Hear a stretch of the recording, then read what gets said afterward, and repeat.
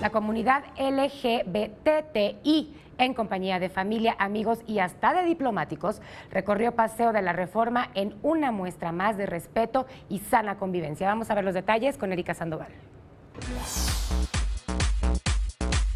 En un ambiente de fiesta y tolerancia, miles de personas acudieron a la 39 edición de la Marcha del Orgullo LGBTTI, entre ellos los embajadores de Estados Unidos, Canadá e Inglaterra. Poco después de mediodía, las banderas arcoíris inundaban los carriles centrales de Avenida Reforma. En parejas o con amigos, los integrantes de esta comunidad se manifestaban de manera pacífica y con alegría.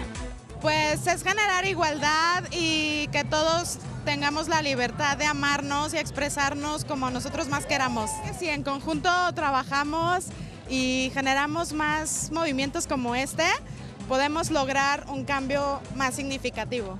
La importancia de la marcha es que todos tengamos buena diversidad, así entenderán a comprendernos más.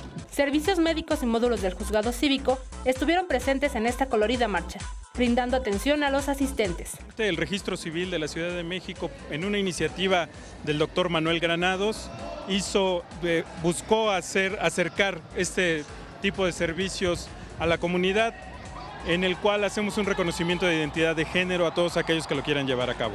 Poco después de las 2 de la tarde, el contingente llegó a la Plaza de la Constitución acompañado de porras.